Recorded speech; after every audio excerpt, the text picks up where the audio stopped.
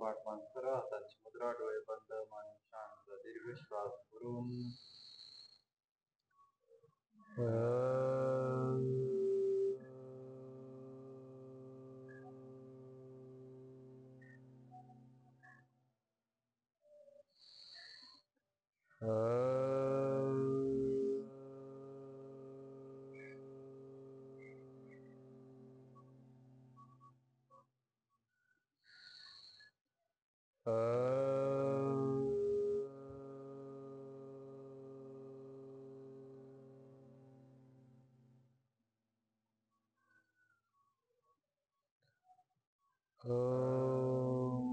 कृष्णाय वासुदेवाय हरये परमात्मने प्रणतः क्लेशनाशाय गोविंदाय नमो नमः।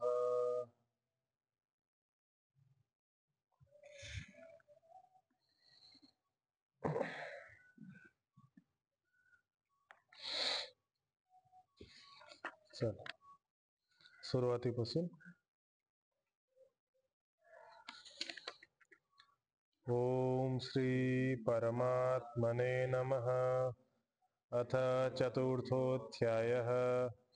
श्री भगवान् उवाच इमं विवस्वते योगं प्रोक्तवानहमव्ययम् विवस्वान् मनवे प्राह मनुरीक्ष्वाकवे ब्रवीत् एवं परम्परा प्राप्तम् इमं राजर्षयो विदुः स काले नेह महता योगो नष्टः परन्तप स एवायं मया तेद्य योगः प्रोक्तः पुरातनः भक्तोऽसि मे सखा चेति रहस्यं ह्येतदुत्तमम्। अर्जुन उवाच अपरं भवतो जन्म परं जन्म विवस्वतः कथम् एतद्विजानीयाम् त्वमादौ प्रोक्तवानिति।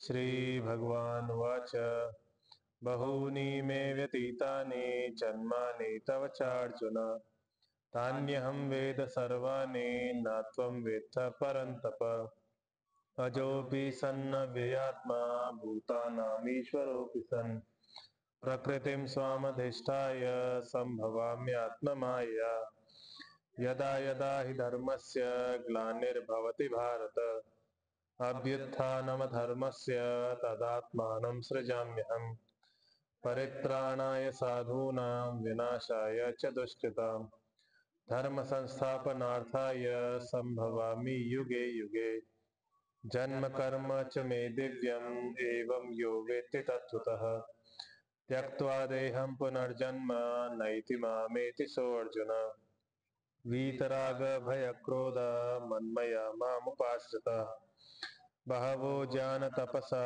भूतमद्भावमागताः ये यथा मां प्रपद्यन्ते तांस्तथैव भजाम्यहम् मम वर्त्मानुवर्तन्ते मनुष्याः पार्थ सर्वशः काङ्क्षन्तः कर्मणां सिद्धिं यजन्त इह देवताः क्षिप्रं हि मानुषे लोके सिद्धिर्भवति कर्मजा चातुर्वर्ण्यं मया सृष्टं गुणकर्म विभागशः तस्य कर्तारमपि मां विद्य कर्तारमव्ययम् न मां कर्माणि लिम्पन्ति न मे कर्मफले स्पृहा इति मां यो विजानाति कर्मभिर्न स बध्यते एवं ज्ञात्वा कृतं कर्म पूर्वैरपि मुमुक्षुभिः कुरु कर्मैव तस्मात् त्वं पूर्वैः पूर्वतरं कृतं किं कर्म किमकर्मेति कवयोऽप्यत्र मोहिताः तत्ते कर्म प्रवक्ष्यामि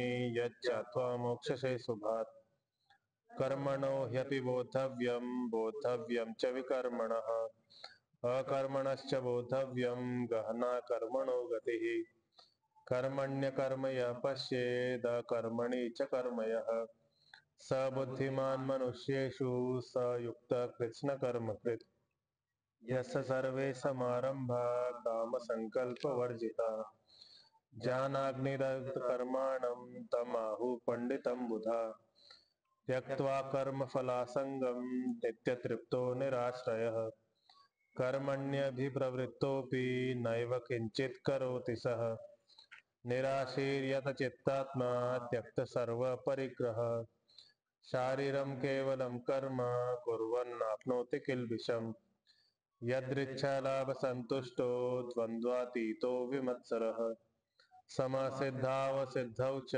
कृत्वापि न निबध्यते गतसंगस्य मुक्तस्य जानावस्थितचेतसः यज्ञायाचरतः कर्म समग्रं प्रविलीयते ब्रह्मार्पणं ब्रह्म हविर्ब्रह्माग्नौ ब्रह्मणाहुतं ब्रह्मैव तेन गन्तव्यं ब्रह्म कर्म समाधिना दैवमेवापरे यज्ञं योगिनः पर्युपासते ब्रह्माग्नवपरे यज्ञं यज्ञेनैवोपजुह्वति श्रोत्रादीनीन्द्रियाण्यन्ये संयमाग्निषु जुह्वति शब्दादीन् विषयान्यन्ये इन्द्रियाग्निषु जुह्वति सर्वानीन्द्रियकर्माणि प्राणकर्माणि चापरे आत्मसंयमयोगाग्नौ जुह्वति ज्ञानदीपिते 28वां श्लोक द्रव्ययज्ञस्तपो यज्ञ योगयज्ञस्तथा परे स्वाध्याय ज्ञान यज्ञाश्च यतयः संशितव्रताः जे काल जसं 3 सगळ्या साधकांच्या बद्दल सांगितलं होतं असंच अजून साधकांच्या बद्दल सांगू राहिलेत की काही साधक असे असतात जे द्रव्याला हवनामध्ये टाकतात द्रव्य म्हणजे तुम्ही कर्म म्हणू शकता सकाम कर्म ठीक आहे सकाम कर्मलाच यज्ञ बनवते की सकाम कर्मच असं करते जसं का तोच त्यांचं पूर्ण जीवन आहे एका कामाची इच्छा ठेवून जसं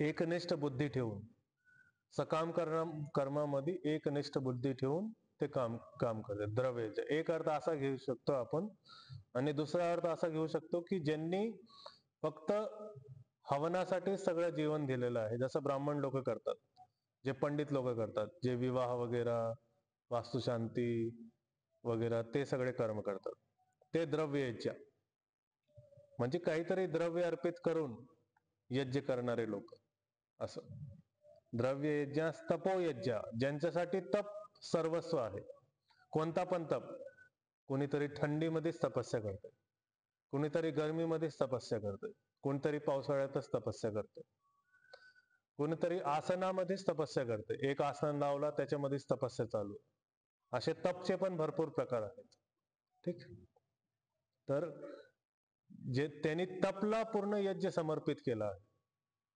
तपच त्याचा पूर्ण यज्ञ आहे असं काही काही व्यक्ती योगच त्याचा यज्ञ आहे की पूर्ण आयुष्यभर मला योगसाठीच द्यायचं मग योगशी जुडलेले जे पण तत्व आहेत त्या रिलेटेड तो सांगणार तो बोलणार तो करणार आणि योग मध्ये सिद्धी प्राप्त करणार ठीक आहे तर योग म्हणजे जुडणे योग म्हणजे समाधी असे 2 अर्थ आहेत आत्मा परमात्मा सोबत जुडणे आणि योग म्हणजे समाधी पण तीच आहे पण कधी कधी आपण समाधी लावण्यासाठी जी प्रिपरेशन आहे त्याला पण योग म्हणतो आणि समाधी झाल्यानंतर जो सिद्ध झालाय त्याला पण योग म्हणतो असं तर योगला ज्यांनी यज्ञ मानलेला आहे असे काही लोक आहेत त्याच्यानंतर जो स्वाध्यायामध्येच पूर्ण रमून जातोय कोणतं पण चांगलं ज्ञानात्मक पुस्तक भेटलंय त्याच्यामध्ये तो स्वाध्याय करत राहतो काही काही लोकांना पुस्तक वाचायची खूप सवय असते स्टोरी वाचायची इंटलेक्च्युअल पुस्तक वाचायची धर्माचे पुस्तक वाचायची असे काही काही लोकांना सवय असते तर त्यांचा स्वाध्याय कधी सुटतच नाही आणि हे एक स्वाध्याय आहे दुसरा एक स्वाध्याय की स्वतःच्या आत्मामध्ये स्वतःचं विश्लेषण करणे प्रत्येक रात्री झोपताना किंवा दिवसभरामध्ये कधी तुम्हाला 1-2 मिनिटाचा वेळ भेटला त्यामध्ये तुम्ही स्वतःचं विश्लेषण करताय म्हणजे तुम्ही स्वतःचा स्वाध्याय करताय स्वतःचं अध्ययन करताय स्वतःबद्दल जाणण्याची प्रयत्न करताय हे 2 स्वाध्यायाची मिनिंग आहेत तर कोणी कोणी पुस्तकांमध्ये खूप जास्त लक्ष देतंय आणि त्यालाच स्वाध्याय म्हणून यज्ञ करतंय कोणी कोणी आत्मचिंतन करतंय तो एक स्वाध्यायाचा प्रकार आहे आत्मचिंतन मध्येच पूर्ण लीन आहे आणि आत्मचिंतन करता करता स्वतःची जीवनशैली हळूहळू बदलते असं. त्याच्यानंतर ज्ञान यज्ञ, कोणी कोणी ज्ञान प्राप्तीमध्ये फुल फोकस्ड आहे. म्हणजे जसं कुणी इंजिनिअरिंग मध्ये गेलं तर इंजिनिअरिंग मध्ये मशीन्स कसे कसे प्रकारचे येतं, IT मध्ये असेल तर कम्प्युटर्स मध्ये सॉफ्टवेअर वगैरे कसे कसे प्रकारचे येतं, त्यामध्ये पूर्ण लीन होऊन जातोय. IIT मध्ये गेला तर पूर्ण डीप स्टडी असतोय, अजून थोडंसं पुढे गेला तर पूर्ण डीप स्टडी. तर ज्ञान यज्ञ हा भौतिक ज्ञान आहे आणि एक आध्यात्मिक ज्ञान आहे की जे आपण भगवद्गीता मधून, जे रामायणच्या काही काही कॉन्टेक्स्ट मधून, अयोध्याकांड मधून घेतला, बालकांड मधून घेतला, जे महाभारताच्या काही काही कॉन्टेक्स्ट मधून, की भीष्म पर्वामधून काही हे घेतलं, ठीक आहे, असे काही काही कॉन्टेक्स्ट घेते, तर त्याच्यामधून ज्ञान अर्जित करते. हे आध्यात्मिक ज्ञान. आणि एक अजून तिसरा ज्ञान आहे जो पारमार्थिक ज्ञान आहे, जे उपनिषदामधून आपण घेतो. हे लौकिक ग्रंथ झाले, गीता, महाभारत, रामायण, बुद्धचरित वगैरे, जैन दर्शन वगैरे, हे लौकिक ग्रंथ झाले. आध्यात्मिक ग्रंथ हे पारमार्थिक ग्रंथ आहेत, वेदांत दर्शन, उपनिषद आणि वेद, जे यांचा पूर्ण ज्ञान अर्जित करतात, अर्जित करण्यासाठी वेळ लावतात. त्यांना वय किती झाले त्याचा संबंध नाहीये, ते फक्त वेळ देत राहतात. ते किती पण वयाचे असले तरी, ते 40 वयाचे असो किंवा 10 वर्षाचे असो, ते त्या ज्ञानमध्येच वेळ देणार आणि त्याला प्राप्त करण्यासाठी पूर्ण जीवन घालवणार आणि तोच पुढं प्रसारित करणार, ज्ञान यज्ञास्य. आणि काही काही त्याच्यात असे आहेत, यतयः यत्नशील, प्रत्येक कामामध्ये यत्नशील आहे आणि त्यांच्या त्यांच्या व्रतामध्ये पूर्ण कठोर तपस्या करते, की ज्यांनी निश्चय केलं की आम्हाला एकादशीचा पूर्ण पालन करायचं, कुणी निश्चय केला आम्हाला पौर्णिमा पूर्ण पालन करायची, कुणी निश्चय केला महिलांमध्ये जसं सोमवार धरतात, कुणी कुणी श्रावणचा सोमवार धरतात, कुणी कुणी परमनंट सोमवार धरतात, लग्न झाल्याच्या आधी पण धरत होते, लग्न झालं नंतर पण धरते, है ना. तर सोमवार अखंड धरते, हे संस्कृत व्रत झाले की सोमवार मध्ये आपल्याला काहीच खायचं नाही. तर सोमवार त्यांचा संस्कृत व्रत झाला. संस्कृत म्हणजे तीक्ष्ण, तनु केलेला, सूक्ष्म केलेलं, शुद्ध केलेलं, की सोमवार आपण शुद्ध आहार खाणार आहे, सोमवार आपण फक्त फळांवरती राहणार आहे असं. गुरुवार पुरुषांसाठी फक्त फळांवरती खाणार आहे, एकच टाइम जेवणार आहेत, ठीक आहे, असं. हे संस्कृत व्रत काही काही यत्नपूर्वक असे व्रत करतात, व्रतामध्ये फुल फोकस्ड आहेत, व्रतच त्यांचा यज्ञ आहे असं. तर हे काही अजून प्रकार साधकांचे दाखवले.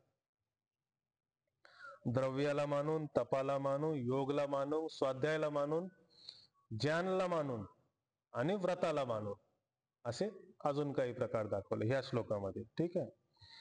तर द्रव्य यज्ञ हा विसर्ग होता, विसर्गला स झाला, त पुढे असताना द्रव्य यज्ञास तपो यज्ञ.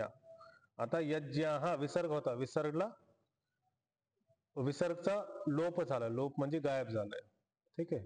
गायब साठी संस्कृत व्याकरण मध्ये लोप शब्द आहेत असं. तर विसर्गचा इथं गायब झालं. त्याच्यानंतर परत इथं तशीच संधी आहे, योग यज्ञास, विसर्गला स झाला, तथा परे, तथा आणि अपरे मध्ये संधी झाली, तथा आकार आणि अकार मध्ये संधी झाली, आकारा, तथा परे. अपरे म्हणजे अन्य लोक, तथा म्हणजे अजून वैसे.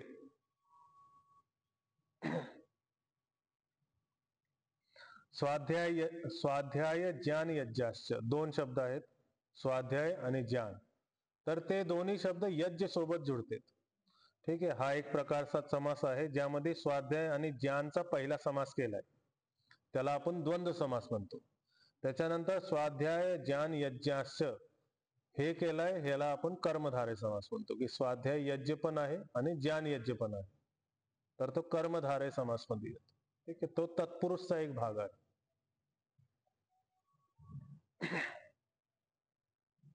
तर तत्पुरुष समास आणि द्वंद्व समास हे समासचे नाव आहेत. समस्तपद 4 प्रकारे बनले जातात. त्यामध्ये 2 प्रकारे चे नाव सांगितले, तत्पुरुष समास आणि द्वंद्व समास. द्वंद्व समास म्हणजे 2 शब्दांना जोडणे आणि त्यांच्यामध्ये और असं लिहून टाकणे. जसं राहुल आणि विशाल हा द्वंद्व समास झाला. राहुल विशाल जोडून टाकलं तर समस्तपद केलं. तत्पुरुष मध्ये वेगळ्या वेगळ्या विभक्तीमधून समास तयार होतो. आणि अजून दुसरे प्रकार आहेत ज्यामध्ये तो शब्द दोघांसोबत जोडल्यानंतर समास तयार होतो. जसं यज्ञ शब्द स्वाध्याय सोबत आणि ज्ञान सोबत जोडला तर तो एक समास तयार झाला. असं तत्पुरुष समास. ठीक. तर स्वाध्याय ज्ञान यज्ञाश्च, यज्ञाः विसर्ग होता, विसर्गला श झाला च पुढे असताना. ठीक आहे. इथं तालव्य श झालाय. तालव्य म्हणजे शलगमचा श झालाय च पुढे असताना. आणि तिथं दंत स म्हणजे सापावाला स झाला होता त पुढे असताना. बघा, शब्द पुढचा शब्द जेव्हा बदलतोय तेव्हा स पण बदलतोय, आहे का नाही, त्याच्या गुणांच्या अनुसार, त्याच्या उच्चारणच्या अनुसार. की हा स दातानी बोलला जातो, कंठ आणि दातानी बोलला जातो, सापावाला स. आणि हा श टाळू आणि कंठाने बोलला जातो. ठीक आहे. त्यामुळं टाळूनी बोललेला च अक्षर पुढं असल्यामुळं टाळूनी बोललेला श पण येणार विसर्गच्या जागेवरती. आणि दाताने बोललेला त अक्षर पुढं असल्यामुळं दाताने बोललेला स अक्षर विसर्गच्या जागेवरती रिप्लेस होणार. असं हे व्याकरणचे छोटे गोष्टी आहेत. यतयः यत्न करणारे, संशित व्रताः संचित कठोर व्रत करणारे. ठीक. तर पहिला पाद आहे द्रव्य यज्ञास तपो यज्ञाः, स म्हणायचं. ठीक आहे. द्रव्य यज्ञास तपो यज्ञाः. इथं विसर्ग नका म्हणू. द्रव्य यज्ञास तपो यज्ञ. दुसरा पाद आहे योग यज्ञास तथा परे. तिसरा पाद आहे स्वाध्याय ज्ञान यज्ञाश्च. चौथा पाद आहे यतयः संशित व्रताः. संशित त पूर्ण म्हणा, संशित व्रत असं नका म्हणू, त अर्धा नका म्हणू. संशित व्रताः असं म्हणलं तर मग पाद पूर्ण होतो. एक उच्चारण मध्ये दोष क्रिएट होत नाही. ठीक. हा इथं आहे ना स्वाध्याय ज्ञान यज्ञाश्च. हा योग यज्ञास तथा परे स म्हणावं लागेल. ठीक आहे. उच्चारण घेऊयात. द्रव्य यज्ञास्तपो यज्ञ, द्रव्य यज्ञास्तपो यज्ञ, योग यज्ञास्तथा परे, योग यज्ञास्तथा परे, स्वाध्याय ज्ञान यज्ञाश्च, स्वाध्याय ज्ञान यज्ञाश्च, यतयः संशित व्रताः, यतयः संशित व्रताः. सगळे सोबत. द्रव्य यज्ञास्तपो यज्ञ, योग यज्ञास्तथा परे, स्वाध्याय ज्ञान यज्ञाश्च, यतयः संशित व्रताः. द्रव्य यज्ञास्तपो यज्ञ, योग यज्ञास्तथा परे, स्वाध्याय ज्ञान यज्ञाश्च, यतयः संशित व्रताः. 29वा श्लोक. अपाने जुह्वति प्राणं, प्राणे पानं तथा परे, प्राणापान गतिरुत्वा प्राणायाम परायणाः. तर अपान मध्ये प्राणांचा हवन करतोय. जुह्वती आधी काल पण आलेली क्रिया. तर जुह्वती म्हणे हवन करणे, आहुती टाकणे. तर अपान वायू मध्ये प्राणवायूची आहुती टाकतोय. थोडक्यात पूरक प्राणायाम करतोय. पूरक प्राणायाम म्हणजे घेणे, श्वास घेणे, इनहेल करणे, पूरक प्राणायाम. आणि प्राणे अपानम तथा परे. आणि काही काही लोक प्राण मध्ये अपान वायूचं हवन करतात, अपान वायू अर्पित करतात. तर हे इथं एक्झेल करणं म्हणजे रेचक क्रिया आहे. पूरक म्हणजे घेणे, रेचक म्हणजे सोडणे. ठीक आहे. शब्दांचा अर्थ पण तसाच आहे. पूरक म्हणजे भरणे, पूरित करणे. पूरित केव्हा करतो? जेव्हा आपण श्वास घेतोय. रेचक, रेचक म्हणजे सोडणे. आणि रेचक म्हणजे त्याग करणे. ठीक आहे. धातूचा अर्थ पण आहे रेच त्यागे. तर त्याग करणे. तर श्वासांचा त्याग केव्हा करणार? जेव्हा आपण श्वास सोडणार. ठीक आहे. तर असे काही प्रकारचे व्यक्ती आहेत जे इनहेल करण्यासाठीच प्रयत्न करत असतात, त्यालाच यज्ञ मानून ते पूर्ण जीवन जगत असतात, की आपण श्वास घेतोय आणि श्वास घेण्यामध्येच त्यांचं पूर्ण जीवन चालू आहे. काही काही लोक श्वास सोडण्यामध्येच पूर्ण जीवन घालवतात. जसं इथं जे भूतलावरती आहेत त्यांना श्वास घेण्याची गरज असते, जे जलमध्ये आहेत त्यांना श्वास सोडण्याची गरज असते. कारण की त्यांचा सिस्टम, त्यांचा डायफ्राम तसा बनलेला आहे की ते श्वास सोडत सोडत सोडत सोडत आणि इनहेलेशन पण त्यांचा माउथनी होतोय, नाकाने होत नाही, माउथनी होतो. तर त्यांचा डायफ्राम एक वेगळ्या प्रकारे स्ट्रक्चर केलेला आहे. तिसऱ्या पादमध्ये प्राणापान गती रुत्वा, प्राण आणि अपानची गती रोखून. आता दोन प्रकारे गती रोखू शकतो. एक आंतरकुंभक करताना जेव्हा आपण श्वास आतमध्ये धरून होल्ड करतोय, आणि एक बाह्य प्राणायाम करताना की श्वास सोडून आपण पोटाला आतमध्ये संकुचित करून होल्ड करतो. ठीक आहे. तर प्राणापान गती रुध्वा, रुध्वा म्हणजे रोखून, थांबून, त्याला आपण कुंभक म्हणतो. तर दोन प्रकारे कुंभक आहे, आतमध्ये घेऊन आणि बाहेर सोडून. असे दोन प्रकारांचे कुंभक मध्ये जो प्राणायाम मध्ये परायण आहे, प्राणायामला त्यांनी सर्वस्व मानलेलं आहे आणि त्याच्यामध्ये पूर्ण लीन आहे, प्राणायाम साठीच पूर्ण जीवन जगतोय, प्राणायाम करतानाच पूर्ण जीवन जगतोय, प्राणायाम मध्ये जे त्याला हासिल होईल, जे त्याला सिद्ध होईल, त्याच्यामध्येच त्यांनी पूर्ण जीवन काढलेलं आहे, प्राणायामला पूर्ण सिद्ध केलेलं आहे. असं प्राणायाम परायणा.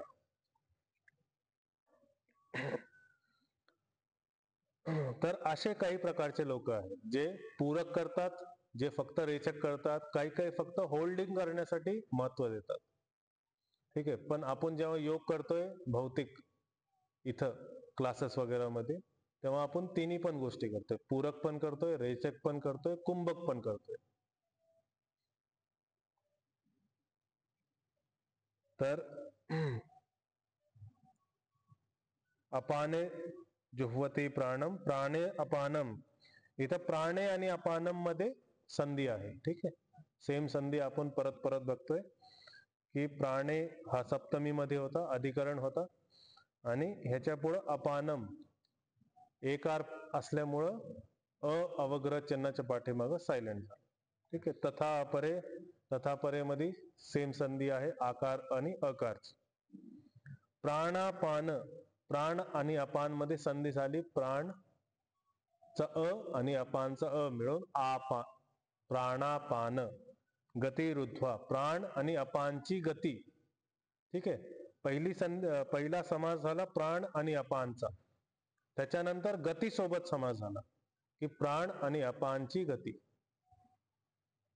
रुध्वा, रुद्ध धातू आहे, रुद्ध थांबवण्यासाठी. रुद्ध दुसरी धातू असते अश्रूसाठी, जे रडतो आपण, त्याच्यासाठी पण एक धातू आहे रुध्वा. इथं आहे थांबवण्यासाठी. दोन अर्थ आहेत. तर प्राणायाम परायणा, जे प्राणायाम मध्ये, प्राणायामच्या विषयामध्ये जे लीन झाले आहेत, जे परायण झाले आहेत. पहिला पाद आहे अपाने जुह्वती प्राणम, दुसरा पाद आहे प्राणे पानम तथा परे. अ नाही उच्चारण करायचं. ठीक आहे. प्राणे पानम तथा परे. तिसरा पाद आहे प्राणापान गती रुध्वा, गतीमध्ये मोठा इकार आहे, तर गती रुध्वा, मोठा इकारचं उच्चारण केलं. चौथा पाद आहे प्राणायाम, म पूर्ण उच्चारण करा, नाहीतर आपण प्राणायाम म्हणताना प्राणायाम म अर्धवट उच्चारण होतं. इथं म पूर्ण उच्चारण करा, मग पूर्ण होईल. प्राणायाम परायणाः असं. ठीक आहे. उच्चारण घेऊयात. अपाने जुह्वती प्राणम, अपाने जुह्वति प्राणम, प्राणे पानम तथा परे, प्राणे प्राणम तथा परे, प्राणापान गती रुत्वा, प्राणायाम परायणाः. प्राणायाम परायणाः. सगळे सोबत. अपाने जुह्वती प्राणम, प्राणे पानम तथा परे, प्राणापानगतिरुत्वा प्राणायाम परायणाः अपाने जुह्वति प्राणं प्राणे पानं तथा परे प्राणापानगतिरुत्वा प्राणायाम परायणाः. 30वां श्लोक. अपरे नियताहारा प्राणान् प्राणेषु जुह्वति सर्वेप्येते यज्ञविदो यज्ञक्षपितकल्मषाः. अपरे म्हणजे अजून. अपरे प्रत्येक ठिकाणी आलाय, प्रत्येक श्लोक मध्ये आलाय. अपरे म्हणजे अजून अन्य साधक असे आहेत जे नियत आहार आहेत. नियमित आहाराला, संयमित आहाराला ग्रहण करणारे आहेत, ज्यांचा डाएट एकदम फिक्स्ड आहे, कधी पण बदलत नाही. ते लग्न असो, कोणताही दुसरा कार्यक्रम असो, आपण फिरायला गेलो का कुठं पण गेलो, ठीक आहे, त्यांचा डाएट कधी बदलत नाही. ते नियत आहार. किंवा क्वचित तरी एकदम हलका फुलका डाएट मध्ये जरी चेंज झालं तरी ते एकदम थोडस खाणार, की मला हे जात नाही, मला हे सरत नाही, मला ह्याची सवय नाही, मी थोडंसंच खाणार. तर काही काही नाही एवढं नियमित केलेलं आहे त्यांच्या आहाराला, मग त्यांचं शरीर पण त्या टाईपचा रिस्पॉन्स देतोय स्वतः. त्या टाईपचा इम्युन सिस्टम त्यांच्या शरीरामध्ये क्रिएट होत आहे. आणि आहाराचा आपल्या शरीरामध्ये 80 ते 90% पर्यंत इफेक्ट असतो ट्रान्सफॉर्मेशन करण्यासाठी. तुम्ही बारीक पासून जाड व्हा त्याच्यासाठी पण, जाडापासून बारीक व्हा त्याच्यासाठी पण आहार खूप मोठा रोल निभवतोय. ठीक आहे. तर काही काही लोकांचा आहार एकदम नियमित आहे, त्यांनी आहारावरतीच फोकस केलेला आहे. बाकी त्यांचा व्यायाम भलेही कमी असो, प्राणायाम भलेही कमी असो, फिजिकल एक्सरसाइज, मेंटल एक्सरसाइज भलेही कमी असो, पण त्यांनी आहाराला एकदम नियंत्रित ठेवलं. आणि आहार नियंत्रित ठेवताना त्यांची दिनचर्या पण एकदम स्वस्थ असते. ते कधी पण आजारी वगैरे पडत नाही, किंवा पडत जरी असले तरी खूप कमी पडतात आहाराला नियमित करणारे व्यक्ती. आणि काय केलंय त्यांनी, आहारासोबत प्राणांमध्ये हे केलंय. जे असेल, जे दोघं पण करतात, काही फक्त आहार नियमित करतात आणि काही फक्त प्राणांना नियमित करतात, पण जे दोघं पण करतात, प्राणान प्राणेषु जुह्वति. जसं काल सांगितलं होतं की शरीरामध्ये 10 प्राण आहेत. 5 प्राण मुख्य प्राण आहेत, 5 उपप्राण आहेत. ठीक आहे. जे प्रत्येक प्राणामध्ये हवन करतोय, यज्ञ करतोय, म्हणजे प्राणांची थोडक्यात साधना करतोय. प्रत्येक प्राणाची साधना, प्राण, अपान, व्यान, उदान, समान, प्रत्येक प्राणाची साधना करतोय. आणि आहार पण नियमित आहे. तर ते सगळे यज्ञला जाणणारे आहेत. सर्वे अपि एते, सर्वे अपि एते, एते सर्वे यज्ञला जाणणारे, यज्ञविदो, यज्ञला जाणणारे, यज्ञ तत्वला समजणारे आहेत, कर्मला समजणारे आहेत. ठीक. आणि त्या कर्माला समजून, त्या यज्ञाला समजून, त्यांचे यज्ञ करून क्षपित कल्मषाः, यज्ञाद्वारेच, त्या कर्माद्वारेच त्यांचे सगळे पाप मिटून जातील. म्हणजे असं नाही की आपण कुणाला तरी चुकीचं म्हणू शकतो आणि त्याचे पाप नष्ट होऊ शकत नाही.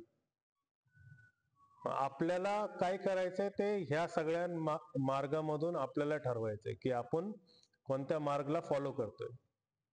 कारण की बाकी सगळे त्यांच्या त्यांच्या मार्गला फॉलो करतात. हे श्रीकृष्णजींनी सांगितलंय. काल पण सांगितलं, आज पण सांगितलं. एवढे सगळे मार्ग आहेत जे लोक करतात. ठीक आहे. कल्मश म्हणजे पाप, क्षपित म्हणजे सोडणे, नष्ट करणे. क्षपित म्हणजे तसं, क्षप म्हणजे फेकून देणे. ठीक आहे. क्षप म्हणजे फेकून देणे, पण इथं आहे पाप फेकून देणे म्हणजे पाप नष्ट होणे.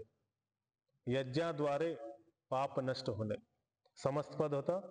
तर यज्ञाद्वारे पापाचा नाश होणे असा विग्रह आहे. ठीक आहे. आणि इथं हा समस्तपद आहे यज्ञविदो, यज्ञला जाणणारा व्यक्ती. ठीक. नियताहारा पण समस्तपद होतं. तर नियमित आहार आहे ज्याचा, हा एक बहुव्रीही प्रकारचा समास आहे. समासाचं तिसरं नाव, तिसरा प्रकार बहुव्रीही. ठीक आहे. तर नियत आणि आहार मध्ये समस्त पद असून पण संधी झालेली आहे आकारची. ठीक आहे. नियत म्हणजे अकार त्याच्यात होता आणि आहार त्याच्यासोबत आ संधी झालेली. प्राणान प्राणेषु जुह्वती सर्वे अपि येते. सर्वे ते सगळे.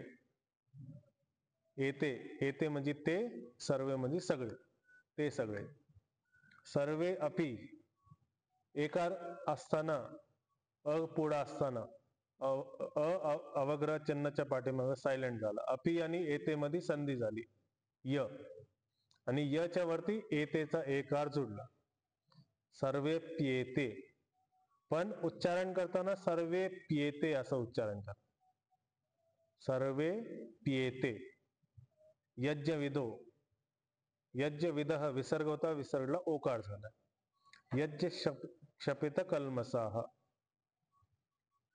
हे पहिला पाद आहे. अपरे नियताहारा पहिला पाद. दुसरा पाद आहे प्राणान प्राणेषु जुह्वती. तिसरा आहे सर्वे प्येते यज्ञविदो. चौथा आहे यज्ञ क्षपित कल्मषाः. उच्चारण घेऊयात. अपरे नियताहारा, अपरे नियताहारः प्राणान प्राणेषु जुह्वती. प्राणान् प्राणेषु जुह्वति. सर्वे प्येते यज्ञविदो. सर्वे प्येते यज्ञविदो. यज्ञ क्षपित कल्मषाः. यज्ञक्षपितकल्मषाः. सगळे सोबत. अपरे नियताहाराः प्राणान प्राणेषु जुह्वति. सर्वे प्येते यज्ञविदो. यज्ञ क्षपित कल्मषाः. अपरे नियताहाराः प्राणान प्राणेषु जुह्वति. सर्वे प्येते यज्ञविदो. यज्ञ क्षपित कल्मषाः. आजच्या तिन्ही श्लोकांचं व्याख्यान चांगल्या पद्धतीने सरांनी केलेलं आहे. ठीक. म्हणजे पण सांगणं भावार्थ होता, व्याख्यान होतं, ते सगळं सरांनी फ्लो मध्ये करून टाकलंय. ठीक आहे. आणि आपल्याला याच्यामध्ये समजणं काय गरजेचं आहे की जसं आधी सांगितलं की इंद्रियाच्या विषयांमध्ये काही काही जुह्वती म्हणजे समर्पित करतात, आहुती देतात. याचा अर्थ काय आहे? ठीक आहे. मग असं केल्याने तो पापकर्म मध्ये गुंतत नाही असं का? की माग तर अशा व्यक्तीला काय सांगितलं की तो व्यक्ती छल करतोय स्वतःसोबत, किंवा तो व्यक्ती मूढ आहे की जो इंद्रियांमध्ये विषयांमध्ये गुंतलेला आहे. पण इथं काय सांगितलं, जो विषयांमध्ये आहुती देतो तो पापकर्मामध्ये मुक्त होतो. तर ही आहुती आहे त्याच्यामुळं. म्हणजे जरी तो चवदार गोष्ट खातोय, जरी तो चांगले म्युझिक ऐकतोय, तरी त्या म्युझिकचा आतमध्ये संस्कार उत्पन्न होत नाही. त्याचं फळ परत एक नवीन कर्म उत्पन्न करत नाही.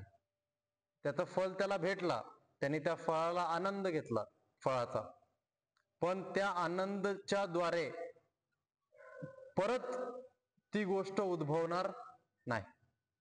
परत तो करणार, पण त्याचं चित्त त्यामध्ये संस्कार बीज रोपणार नाही, जेणेकरून दुसरे कर्माला एक गती नाही भेटणार. आणि असं केलं तरच आपण ह्या जन्म मृत्यूच्या चक्रामधून बाहेर पडू शकतो. जर आपण रोपत राहिलो तर मग ते उगत राहणार, आणि ते उगत राहिलं तर आपले नवीन कर्म पण त्याच्यासोबत अटॅच होत राहतील. आणि त्या फळाच्या तून ज्या गोष्टी आपल्याला भेटल्यात, त्या फळामधून ज्या गोष्टी आपल्याला भेटल्यात, त्या गोष्टींचा आधार घेऊन जर आपण पुढचे कर्म करतोय तर आपण रिपीटेडली त्याच्यामध्ये गुंतत राहणार, ट्रॅप होत राहणार, फसत राहणार. तर हे सगळे का नाही गुंतत येतं की हे सगळे यज्ञ करतायत. हे सगळे काय करतायत? सगळ्या गोष्टी आतापर्यंत जेवढ्या सांगितल्या, सुरुवातीपासून कुठून 25व्या श्लोक पासून, देवतांमध्ये जे मानतात ते जर यज्ञ मानून मानतात तर ठीक आहे, पण जे इमोशनला अटॅच करतात त्यांना मग त्रास होतो, ते मग गुंतून राहतात. आणि 99% लोक इमोशनला अटॅच राहून काम करतात. ते यज्ञ म्हणून नाही जात, कोणत्याही देवी देवताकडे यज्ञ म्हणून नाही जात. ते माझे कर्म समर्पित करण्याच्या इच्छेने नाही जात. मला त्याचं फळ भेटला पाहिजे तर हे आहेच, पण त्या फळामधून ज्या गोष्टी भेटणार ते मी तुम्हाला परत देणार, मग तुम्ही परत मला द्या. जसं जर माझं हे काम झालं तर मी 11 लाडू किंवा 101 मोदक असे बनवून तुम्हाला देईल. मग तुम्ही हे दिल्यानंतर मग मी तुम्हाला 101 मोदक दिले तर तुम्ही माझं परत काम करा. अशा प्रकारचे जे देवी देवतांकडे जातात ते काय करतात, ते गुंततात. पण जो यज्ञ भावनाने जातोय, मी तुमच्याकडे आलोय, माझी श्रद्धा आहे, माझी भावना आहे तुमच्यामध्ये, मी उतरलो तुमच्या समोर, मी तुमच्या समोर माझं मथा टेकला आणि जे पाहिजे ते मागितलं, देवी देवतांना जे पाहिजे ते मागितलं. पण अशी अपेक्षा नाही की मला आजच पाहिजे, परवापर्यंत द्या, तेरवापर्यंत द्या. म्हणजे तिथं आसक्ती नाही, फळाची आकांक्षा इच्छा स्ट्रॉंग वाली नाही. फक्त आहे, दिलं तर ठीक आहे, नाही दिलं तरी तुम्ही माझ्यासाठी आहेत. नाहीतर काय करतात लोक, ईश्वराकडे देवी देवतांकडे एखादी गोष्ट मागतात आणि त्यांनी त्यांच्याकडून जर ते नाही ओढून घेत, त्यांचं काय नाही, त्यांच्या नियमाच्या नुसार ते चालणार. त्यांना काही नाही पडलं तुमचं, ठीक आहे, ते त्यांच्या नियमाच्या अनुसारच चालणार आणि नियमाच्या अनुसार चालतात ते. त्याच्यामध्ये तुमचं काम होईल. जर तुम्ही नियमित आहात तर तुमचं काम होईल, जर तुम्ही नियमित नाही तुमचं काम नाही होणार. तुमचं काम झालं, तुमची श्रद्धा वाढते. प्रत्येक वेळेस असं होतं की आपल्याकडून काहीतरी ते ओढून घेतात. म्हणजे समजा एखादा फायनान्शियली एकदम अचानक कोलॅप्स झाला, अचानक दिवाळी आला, अचानक पॅरालिसिसचा अटॅक आला, अचानक कॅन्सर घडकला, अचानक काहीतरी घडलं, तर मग काय आपण करतो, तुम्ही केलं. मग तिथं पण आपण काय करतोय, गुंततोय. आपण समजत नाहीये का हा रीती नियमचा सगळा भाग आहे, हा नियमचा भाग आहे. तुम्ही छत वरून 5-10 मजलीवरून उडी मारली तर तुम्ही खाली पडणार, हा नियम आहे. त्याच्यानंतर तुम्ही पंख लावले, तुम्ही काही मशीन लावली ज्याच्याकडून तुम्ही उडताय, तो वेगळी गोष्ट झाली. तो तुम्ही सगळ्या गोष्टींना समजून तुम्ही एक कर्म क्रिएट केला, त्या कर्मच्या द्वारे तुम्ही आता उडायला लागले. तर ते पण नियमबद्धच होतंय. त्याच्यामध्ये पण ते सिस्टम बनवण्यासाठी पण तुम्ही नियम लागू केलेत. जर नियम लागू नाही केले तर तो सिस्टम क्रिएट होईल का जो तुम्हाला उडवणार? नाही. तर तुम्ही पडतान आणि ते सिस्टम बंद झालं तर पडतान. तर ह्या सगळ्या गोष्टी करणं, हा यज्ञ भागनी करणं, यज्ञ भावानी करणं गरजेचं आहे. देवापासून, इंद्रियांपासून, विषयांपासून, त्याच्यानंतर प्राणपासून, आज सांगितलं द्रव्य, योग, प्राण आणि आहार, या सगळ्या गोष्टींचा आज विषय झाला. आणि एक शेवटचा श्लोक आहे जिथे कन्क्लूड करतात श्रीकृष्ण, जो 31वा श्लोक आहे, तिथं कन्क्लुजन आहे की जर असं यज्ञ नाही केलं तर ह्या जन्मामध्येच तू मुक्त नाही होणार, तर पुढच्या जन्मात, दुसऱ्या जन्मामध्ये कसं मुक्त होशील? असे यज्ञ नाही केलं तर जब यज्ञ के बिना मनुष्य इस लोक में भी जीवन सुख पूर्वक नहीं जी सकता, तो अगले लोक में, दूसरे लोक में, परलोक में किंवा दुसऱ्या जन्मी कसं जगणार? यज्ञ नाही केलं तर गुंतणार, यज्ञ केलं तर नाही गुंतणार. आणि यज्ञ म्हणजे ह्या सगळ्या गोष्टींमध्ये आपण कर्म करताना ह्या सगळ्या गोष्टींमध्ये आसक्ती रहित राहायचं, वीत राग भय क्रोधा असं राहून ज्यावेळेस आपण यज्ञ करतो, मग तुम्ही कसं पण करा, फक्त ब्रह्ममध्ये स्थापित होऊन शांत राहून तुम्ही संन्यास घेतला हा प्रकार नाही सांगितलेला कृष्णाने किती प्रकार सांगितले. आणि एवढे प्रकार सांगून या सगळ्यांमध्ये तुम्ही उन्नती करू शकता. एखादा फक्त पैशाच्या पाठीमागे जातोय, जा ना पैशाच्या पाठीमागे, काय कारण, पण जर पैशाची आसक्ती झाली तर संपला. तुम्हाला शरीर मोठं बनवायचंय, तुम्हाला बलवान बनायचंय, ताकदवान बनायचंय, तुम्हाला एखादं ऑलिम्पिक्स मध्ये काहीतरी मोठं करायचंय, तुम्ही त्याच्यासाठी प्रॅक्टिस करा, खूप मेहनत करा, खूप ताकद लावा, सगळं करा, काही प्रॉब्लेम नाही त्याच्यामध्ये. नियम जे जे आहेत ऑलिम्पिक्सचे जे नियम आहेत, त्याच्यानंतर जे तुमच्या शरीराला डेव्हलप करण्यासाठी ज्या गोष्टी लागतात त्या सगळ्या गोष्टी तुम्ही करा, पण करताना यज्ञ भावना पाहिजे. भेटलं तरी चालेल, नाही भेटलं तरी चालेल. आता रिसेंटली ज्यांनी सिल्वर मेडल घेतला शूटिंग मध्ये त्यांनी तेच सांगितलं जर इच्छा ठेवली, जर फळची आसक्ती ठेवली, तर मग तुम्ही गुंतणार. तुम्ही सक्सेसफुल व्हा नाहीतर नका हो. तुम्हाला गोल्ड मेडल भेटलं तरी चालेल, नाही भेटलं तरी चालेल, पण तुम्ही त्याच्यामध्ये गुंतणार. आणि आसक्ती रहित झालं तर भेटलं किंवा नाही भेटलं, तुम्ही तुमचं काम केलं. तर ह्या प्रकारे इथं यज्ञला डिफाईन केलंय. ठीक. आणि अशा प्रकारे जो जातो तो त्याची गती कशी होती, आकाशामध्ये दिव्य गती होती. हा पुढचा श्लोक आहे, पण कन्क्लुजन आहे त्याच्यामुळे मी ऍड करून देतो. अशा व्यक्तीचं जी आत्माची गती असते, मृत्यूच्या वेळेस म्हणा किंवा जीवित असताना म्हणा, त्याची आत्माची गती जी आहे ती आकाशामध्ये दिव्य मार्गेला असते. म्हणजे कॉन्शियसनेस, चेतना वर उठणार, चेतनाचा स्तर हा वर उठणार, दिव्य म्हणजे वरच्या स्तरला जाणार. तर असं उठून तो त्या मार्गेला पुढे जातो, त्या मार्गेला लागतो. मग पुढचा जन्म तुमचा त्या हिशोबाने होणार. आणि सगळे स्पीशीज, सगळं एव्होल्युशन, सगळं विकसितपणा जेवढा पण झाला या पृथ्वी तळावर किंवा पूर्ण ब्रह्मांडमध्ये कुठेही विकसितपणा होत असेल, एव्होल्युशन होत असेल, डेव्हलपमेंट होत असेल, ह्या प्रकारेच डेव्हलपमेंट होत असते. कोणत्या प्रकारे? तुम्ही ज्या गोष्टीवर फोकस करता, ज्यांनी वायू तत्वावर फोकस केलं तो उडायला लागला, ज्यांनी जल तत्वावर फोकस केलं तो पाण्यामध्ये राज करतोय. आपण बुद्धी तत्वावर फोकस केलंय का, की बुद्धी ही सगळ्यात जवळ आहे आत्माच्या.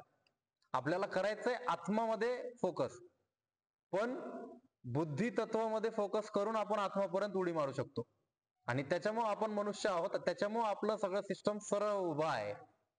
नर्वस सिस्टम आपलं उभं काय, की आपण वरच्या गतीला नर्वस सिस्टमच्या द्वारे जातो, इंटेलेक्टला आपण पुश करतोय, त्याच्यामुळे आपण मनुष्य झालोय.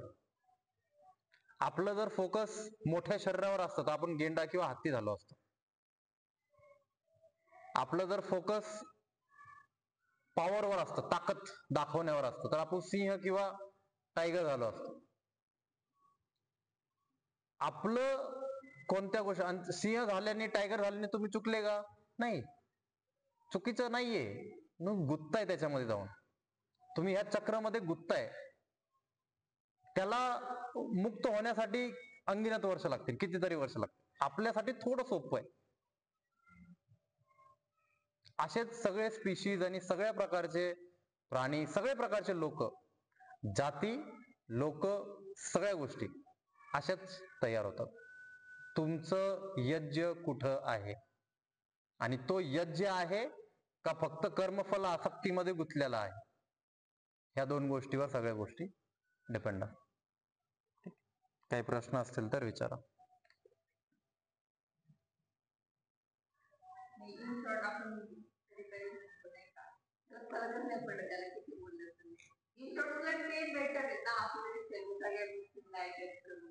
हा, त्यांची गती तशी आहे असं समजायचं, की त्यांची गती तशी आहे, त्यांचे प्रकृतीचा गतसंग तसा आहे की ते त्या प्रकारचं कर्म करतायत. मग त्यांना जर आपल्याला पुश करायचंय, त्यांना जर आपल्याला त्यांची चेतनाशक्ती, त्यांचं बुद्धिमत्ता वाढवायची आहे, तर आपण कोणत्या प्रकारे गेलो पाहिजे, याच्यासाठी तुम्हाला नॉलेज कशाचं पाहिजे, सगळे द्रव्य काय आहेत, सगळे तत्व काय आहेत, हे कसे काम करतात, एनर्जीज कसे काम करतात, प्राणशक्ती, चेतनाशक्ती, ह्या सगळ्या गोष्टी त्याच्या शरीरामध्ये कसे काम करतायत.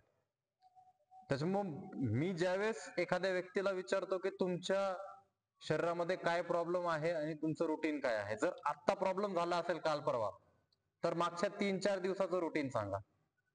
जर खूप वर्षापासून आहे तर तुमचं दिवसभराचं रोजचं रुटीन सांगा मला. का तेव्हा तुम्ही 10 वर्ष आधी तुमच्यासोबत काही घडलं होतं, ऍक्सिडेंट वगैरे काही झालं होतं. ह्या गोष्टी जाणून समजून मला समजतं की त्यांच्या शरीरामध्ये हा आजार विकार कशामुळे झालाय. एकदा समजलं की तो आजार विकार कशामुळे झालाय, त्यांची प्रकृती मला माहिती आहे, ते इथं वागतात कसं, बोलतात कसं, स्वभाव माहिती आहे. मग त्यांना एक टेक्निक सांगायची की ह्या पद्धतीने तुम्ही स्वतःला डेव्हलप करू शकतात. आणि माझ्याकडे कित्येक लोकांनी, कित्येक महिलांनी, कित्येक पुरुषांनी स्वतःला एका वेगळ्या मार्गमध्ये डेव्हलप केलंय आणि अशा मार्गमध्ये डेव्हलप केलंय जे ते आधी म्हणत होते की आम्ही असं कधीच करू शकत नाही. ठीक आहे, तर त्या व्यक्तीला त्या प्रकारे टॅकल करावं लागतं. तुम्हाला त्याच्या सगळ्या गोष्टी समजाव्या लागतील. ऑब्झर्वेशन पाहिजे. ठीक, अजून काही प्रश्न? शांतीपाठ. आजकाल इमोशनली अटॅच नाही झालं, पुण्याला लोक असं म्हणतात काय नाही दगड. सुरुवातीला माझ्यासोबत पण हा, पण आता सगळ्या लोकांना माहित झालेलं आहे. त्याच्यामुळे एक काळ येतो, लोकांना समजलं की संपला विषय. मग त्यांना माहित असतं की हा व्यक्ती असा आहे, याच्यासोबत असं आपल्याला राहावं लागतं.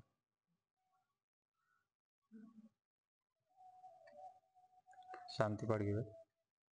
कंबर पाठ मान सरळ, हातांची मुद्रा, डोळे बंद, मन शांत. दीर्घ श्वास भरून